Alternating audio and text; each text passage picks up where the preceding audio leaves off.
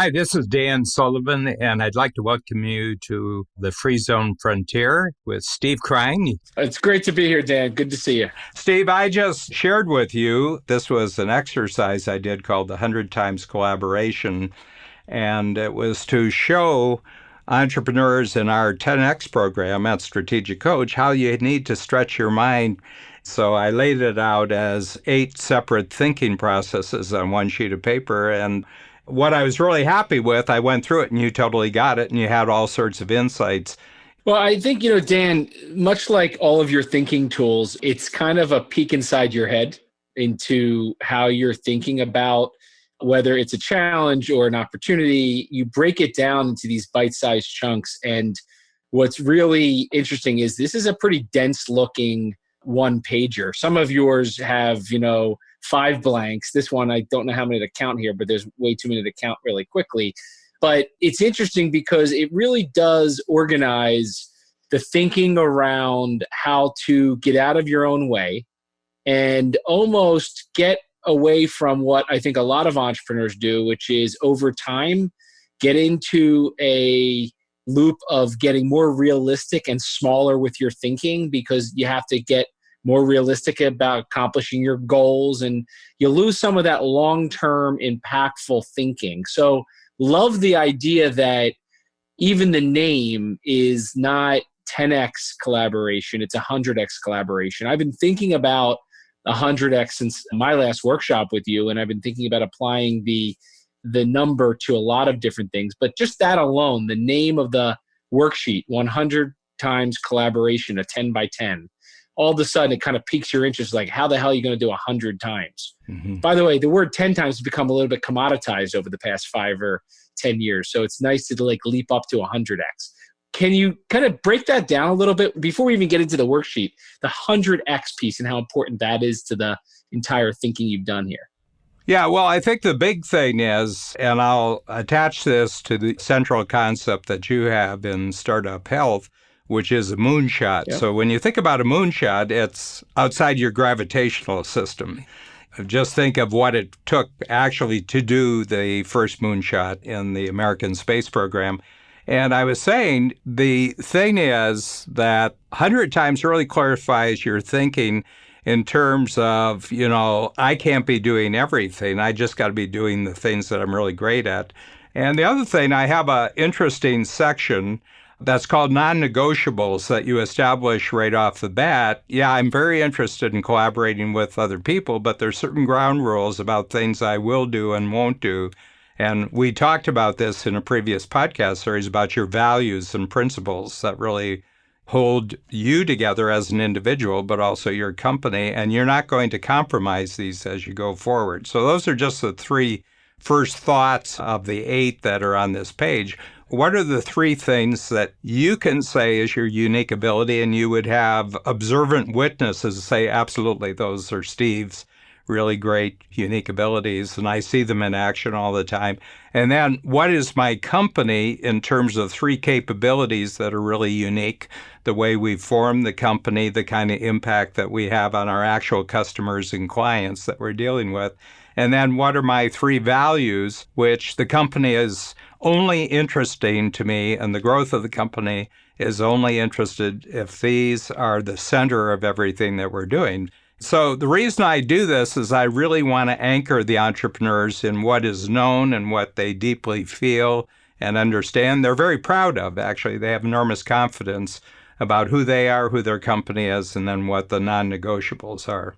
Yeah, but if you ask that question and we were talking about 2x or 5x or 10x, you can kind of iterate your way to 10x, right? You just, the 80% rule, 80% and another 80% and another 80%, and you get enough of the compounding growth and you can get to 10 times. I don't want to say accidentally, but you can kind of get there doing really good execution with a really good plan. 100x, when you talk about capabilities and non-negotiables and unique abilities, it kind of goes deeper into a core because, again, you're not talking about business as usual. What kind of different answers do you think go into those, each of those 3 little first areas that would be different if we were only talking about 2x or 5x, or is it not different at all? It takes longer because people just to use the moonshot analogy, there's all sorts of things that you would do if you have oxygen and gravity, and you can wander off the reservation on Earth and you can do this and you can do that. But one of the things I think, and that's why I think that the going into outer space is actually symbolic as much as it is a future plan, and that is that you really have to think things through very deeply that, look, we're going into an entirely new environment. And we've got to make sure that we're really focused, not only intellectually and physically, we're really focused on what we're doing, but psychologically and emotionally, we're very, very, Again, I want to bring it back to your moonshot here, that everybody who's in startup health has a big dream about some major value they're creating in the world. And to a certain extent, you're giving them a chance to dedicate all their entrepreneurial past, their training, what they've identified they're really great at. But more important, Steve, what is constantly fascinating and motivating to them as they go forward.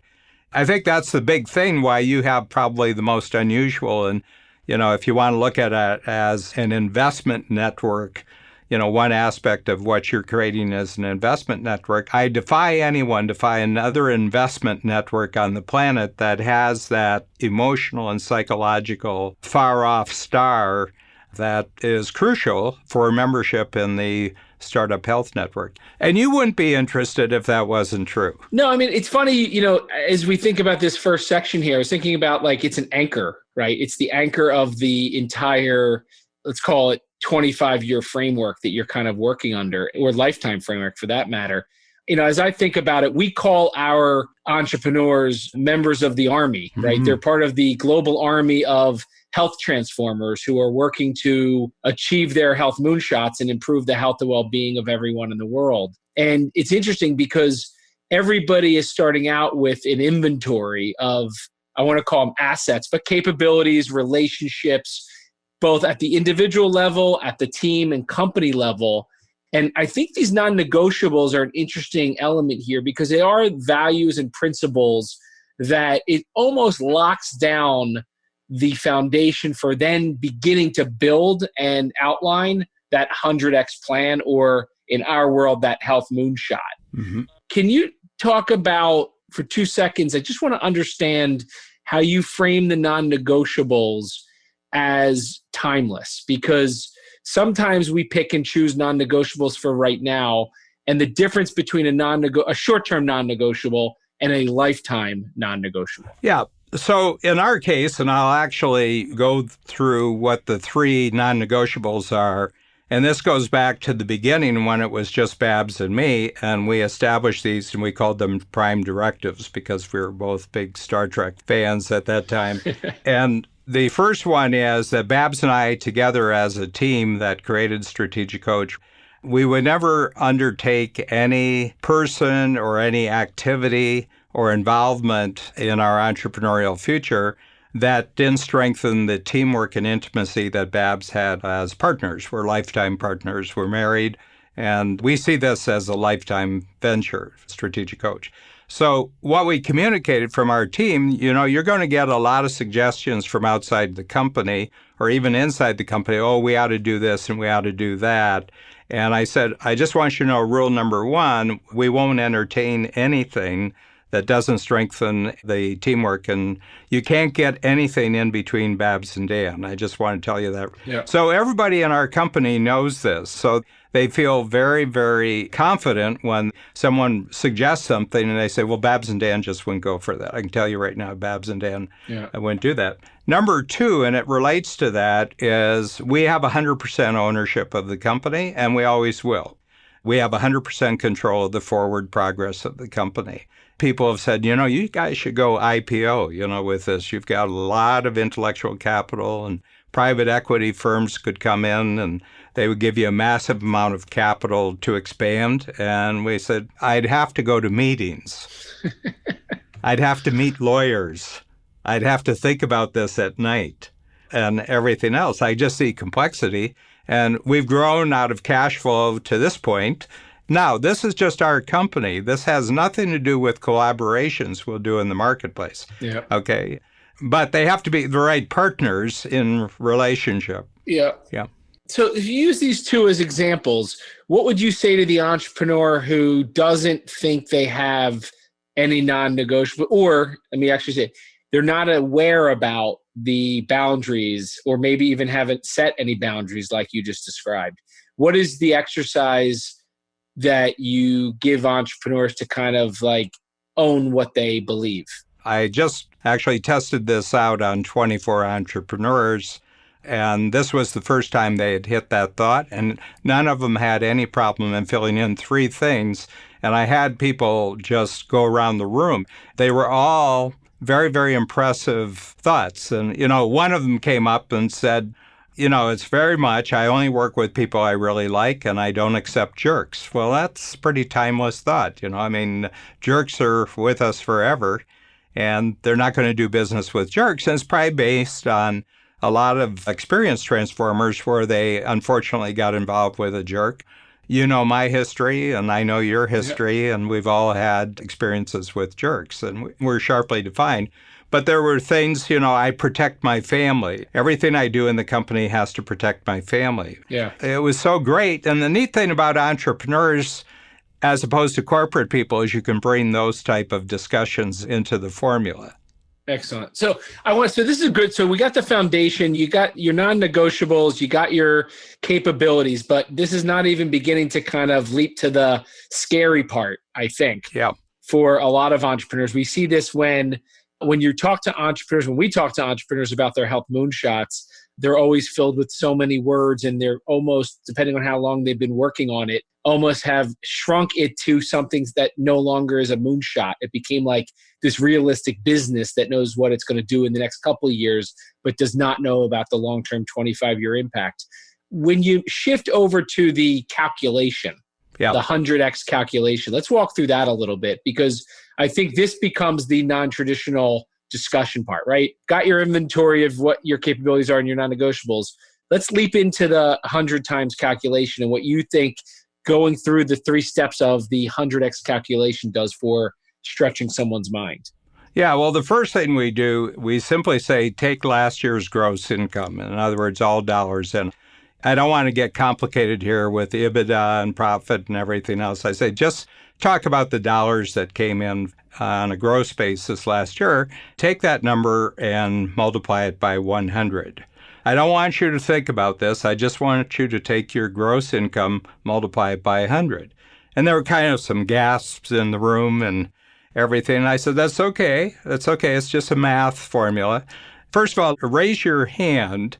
And I said, how many of you the word billion is in the final number? And most of the hands in the room, they had a billion. I said, how many of you, this is the first time you've ever thought of the future growth of your company that involved the word billion?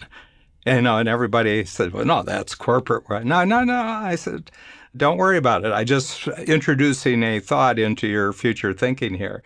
And then what we had, everybody in the room, again, there were 24 people there, they had a sheet of paper, a little card, and they wrote down that 100 times number. And I said, we're just going to collect these. And very quickly, we had somebody in our team primed, and they added it up real quickly. And we just talked about the number and what the number does to your thinking. Then we took the total of everybody in the room, not including ourselves. We just took the 24 participants and we added up, and it was $68.6 billion collectively for the workshop. And I said, so here's how I'll talk about this. We're going to think in terms of 25 years, and 24 of you following the formula that I'm talking about. This is the potential economic impact of what we're doing today over the next 25 years with the 24 of you in this room. So it's $68.6 billion. So what this does, and it was something I wanted to talk to you, and we just chatted about this briefly before we started the podcast. I've really loved the idea of moonshot because it's got very inspirational, it's got very transformative thoughts about it. And I wanted a number to go along with the concept of moonshot, because my feeling is you would never set your goals on this 100 times number if you didn't have an emotional and psychological payoff like the one that you frame and give the context to in Startup Health, that this is going to be a moonshot. Each of you is going to create a moonshot on the planet that transforms healthcare on the planet in a very fundamental way. But moonshot doesn't necessarily have a number attached to it. Yeah, it doesn't, but the people that are impacted by, at least in my world where we're talking about health moonshots, people impacted does, right? So what I have found that is true with our community, both the existing army that we're building, the motivation is not money. Mm-hmm. And while money is needed to make the whole thing work, and customers and investors with capital and lots of pieces coming together, at the end of the day, the why they're all building their moonshot companies or health moonshot companies is ultimately about the ungodly large number of people impacted by everything from a certain cancer or heart disease or mental health or mental illness or Alzheimer's or, for that matter, children's health and women's health issues that are about lives. Mm-hmm. And it's interesting because I think that you could actually, with the same thinking, take lives impacted mm-hmm. and equate it to the same thing. And I say this because a lot of times you'll talk to entrepreneurs in startup health when they first get involved in going through our masterclass process, and they'll be talking about kind of small thinking of impact of how many lives they're going to really help in the United States in a certain region. And then you start to say, well, what if you look globally at the number of people? Health is something that touches and will touch directly or indirectly all 7.5 billion people. Mm-hmm. Somebody's family, mother, father, sister, brother, child themselves, unfortunately, will have to face something in their life that this becomes relevant for. And when you start to talk about impacting millions, if not billions of people's lives, it becomes very real. So mm-hmm. I think this 100x thinking isn't just relegated to revenue multiples here to get there. So you're tying in the economic impact to the emotional impact of lives saved, which many would say trumps the money and the impact capital, but ultimately it does trickle back to cost. Ironically enough, one of the health moonshots is about cost to zero, driving costs down and reducing the unnecessary spend in healthcare, both in the US and around the world. Maybe here on this worksheet, as I know it iterates and evolves, you kind of end up with both an economic side of it. Yes. And I don't know what you'd call it, but there's almost a parallel non-financial to 100x impact. Well, I think it's human transformation. In other words, in some way, this fundamentally transforms the human condition that right now is very negative for a lot of people. It becomes a positive. Yeah. It's interesting, 100xing, but getting into the economic impact plays right back. It's a nice parallel so that you hit on everybody's interests who might be around the entrepreneurs. The people that are really supporting the growth, who are not actually the member companies of the network, but they're deeply interested, they're deeply supportive. Some of them are at the political level, some of them are at the institutional level, some of them are at the investment level, some of them are in the R&D world, and they know that the things that these people create are going to have worldwide impact beyond just the company themselves. But if you put a number out there that's attached, and they've grown 100 times, and this is where they were, and this is where they are now, and they remain true and simple to their original vision. All my companies remain true and simple to their original vision. That's a phenomenal context to be communicating. I know you go and you're a speaker, and I know you're involved in big health conferences. Well, it's interesting. This health moonshot thinking and this 100x thinking becomes a magnetic draw to people that want to be a part of it. So it ties right to this. What happens when you shift your thinking and your messaging and your framework into health moonshot thinking, 100x thinking? Yeah. So just to satisfy the immediate negativity that comes up in people's minds, I moved them on to another little exercise, and I said, now state the 5 reasons why this 100 times multiplier is completely and totally impossible. Because and is there ever a shortage of that? No, there's never a shortage, but if you don't allow people to get them out, it's a conversation stopper. In other words, if they're going through the exercise and they don't have a chance to actually state what they see as the impossibilities.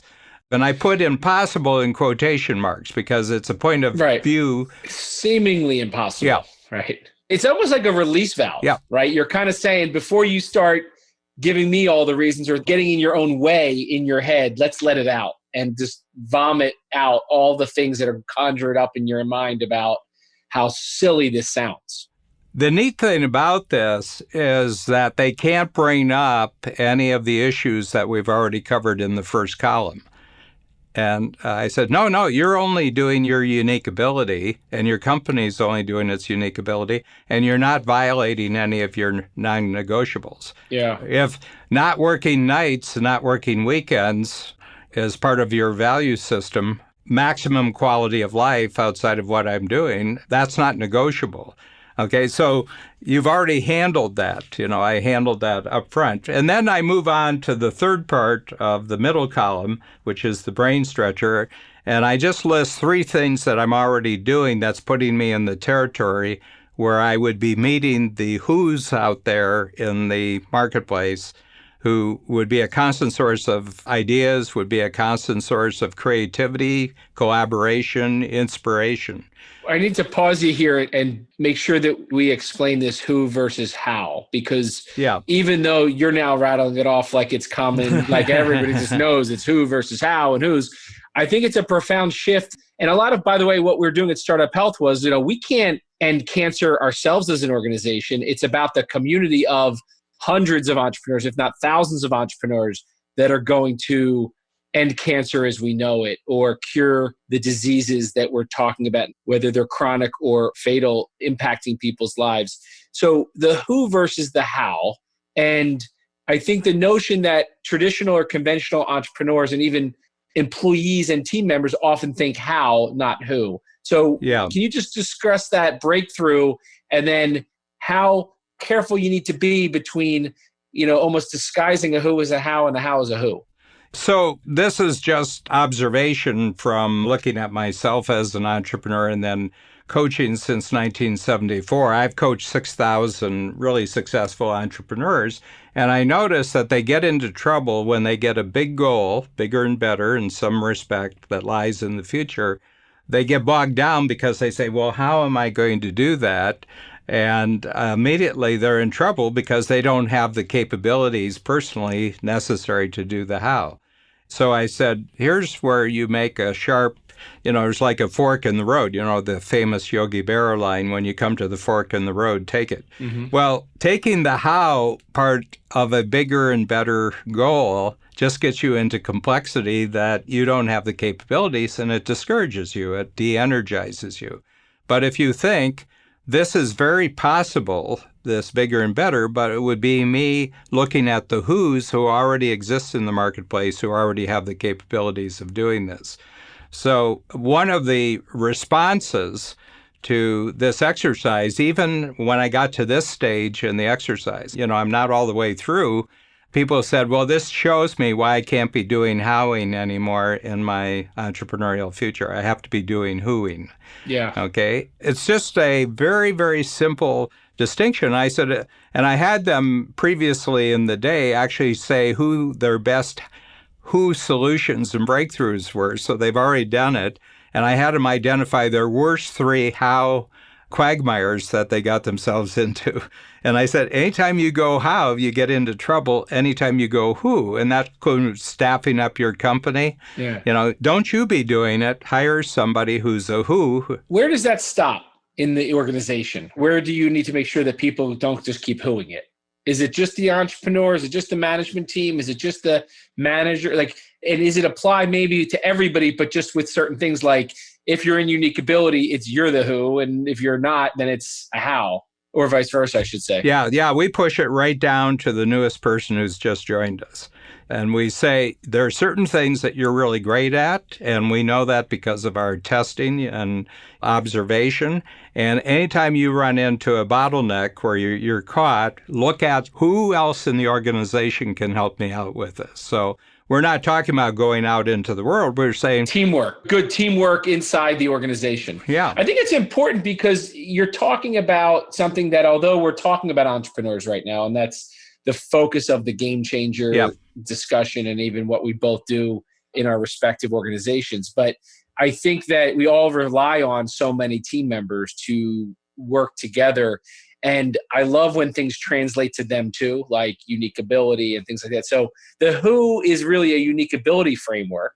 And then the how, I'm sorry, you're the how because you know how to get things done when they're a unique ability. If they're not, you got to ask yourself who. So I like how I just hadn't thought about it too much before this discussion around how this translates down throughout the whole organization. Yeah. And not just with external collaborators. So they identify the who's that they already have available to them in the world. And I said, if you stop trying to do a lot of howing related to your growth as an entrepreneur, but you started to take advantage of the unique capabilities of an expanding network of who's out in the marketplace, where all you have to do is tell them about the idea and their capability becomes available to you. I mean, you work out some sort of deal, but if you tell them I'm going 100 times and you've got something that I really, really need, they're interested. Oh, well, that sounds like an exciting game, because they would be interested in a game like that. Why wouldn't they? Yeah. It's that or retirement, Steve. Not an option, Dan. Not an option. Not interested. Can't say the R word. So how your thinking changes then as a result of just going through that sprint? Yeah. Because how long do you think it takes to fill out this worksheet done properly? Yeah, I think start to finish, my take on it was about 30 minutes. Okay. And so by the time you're getting to this third section, what's the raw ingredients for how your thinking changes? And what was your thinking around these last two sections? Yeah, well, the first thing that I came to, was just that little trick of getting them to multiply by 100 and then take the collective number for the whole room and put it up on the screen. And I could just see a mind shift just by putting that number up. There's countries that don't do this. Yeah. On the planet, and here's 24 individuals who represent hundreds and thousands of other individuals existing right now and more so in the future. But I just saw what a magic there is of just, first of all, mentioning the billion number, because it's always going to be in the billions when the entrepreneurs in 10 times go 100 times. And then just to see collective. And one of the things I'm kind of showing them is that probably individually and isolated out there, you wouldn't do this, you wouldn't even think about it. But being in this community where everybody's doing it, you would be fascinated with how other people are progressing. When you first time you did this, what happened? Yeah, the first time that I actually did the calculation. Yeah. It was one day before I tested it out on anybody else. So did you change the worksheet based on that? No. I mean, I kind of knew where I was going when I was laying it out before I showed it to anybody. I kind of had thought about this because we've been playing with the 100 times number in previous workshops. Okay. And I just wanted to show them that you would only collaborate if it was a big enough breakthrough. I mean, It would be a breakthrough so far beyond just looking at where your company's going to go. The way you're operating your company, you're not going to go 100 times. Yeah. Okay. Yeah. But once you get into the logic of 100 times, you say, well, first of all, it requires a lot of special capabilities outside my organization. And I could never bring those capabilities inside my organization, nor would I want to. So bring this home for me with this last two questions. Yeah, so I simply asked them, tell me 3 ways that your thinking has changed simply by going through the exercise up until now. And everybody was writing furiously. There were no blank spaces. And the other thing, they have to answer the question why they're thinking that thing. I'm going to have just a absolute abundance, an exponential abundance of really great thinking about how you go 100 times. And I'm going to benefit. My team is going to benefit from that. So that's the answer to that. But the big thing, and it's the final exercise, and that is, what do you do differently? And that's the really interesting part. And both the feedback that I got on the day of the workshop, and then we have a practical application the next day, which is called the boot camp. People came in and said, boy, that sure simplified my life. I've been diddling around. I shouldn't be doing this. I shouldn't be doing this. Overnight, they all came in. I'm going to get rid of this. I'm going to get rid of this. And we're going to staff up in this way because we got to be freed up. And now I'm going to put on my special vision glasses, which allow me to see those collaborators out in the marketplace. Really enjoyed this conversation, Dan. I always love getting inside your head. I think what's interesting is how I live in this world of health moonshots. that is complemented by this multi-industry transformation that I think can benefit both from seeing what other people are doing, but also applying things. And I loved how you said the economic impact, not just the life and human impact of this, as a way to kind of connect them together. So this has been a blast. Thanks, Dan.